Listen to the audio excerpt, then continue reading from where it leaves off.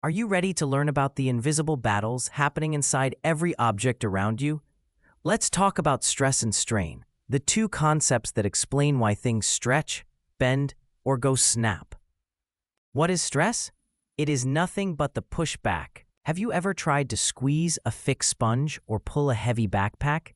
You're applying a force, but the object is actually fighting back. Stress is the internal resistance or pressure a material feels when you pull or push on it. Imagine it as the material's way of saying, "Hey, stop trying to change my shape." Here is a real-world example.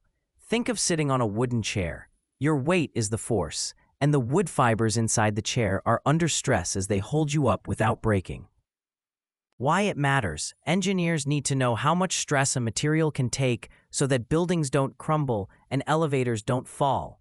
The formula for stress is force divided by area, and the unit for stress is Pascal, which is Newton per meter square. Let us now learn what is strain. It is nothing but the stretch.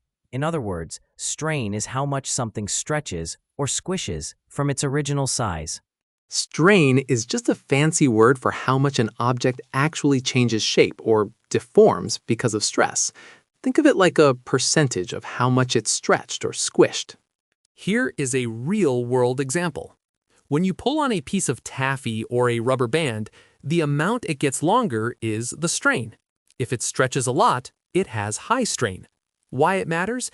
It helps us understand if a material is stretchy, like a rubber band, or stiff, like a diamond. The formula for strain is change in length divided by original length.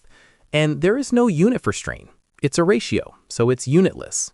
Have you ever wondered exactly what happens before something breaks? To understand that, engineers use something called the stress-strain diagram. Think of it as a roadmap of strength. Let's walk through the graph from the start until the break. We begin at the proportional limit, or point A. In engineering, we call this the linear region. Why? Because stress and strain rise together perfectly. It's consistent, and it follows the rules of Hooke's law. A little further up, we hit point B, the elastic limit. This is a crucial safety zone. If you release the pressure here, the material resets. It goes back to its original shape completely. But if you push past that, you hit the yield point at C and D. Now things have changed. You've entered the plastic zone. The material is permanently stretching. Imagine ruining a spring by pulling it too wide. It's never going to look the same again. We keep pulling until we reach the very top of the hill, point E, the ultimate tensile strength. This represents the material's maximum effort. It cannot handle any more stress than this. And finally, at point F, the fracture point.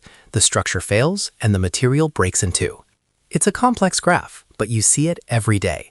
Next time you stretch a piece of gum, just remember, you're a scientist measuring strain.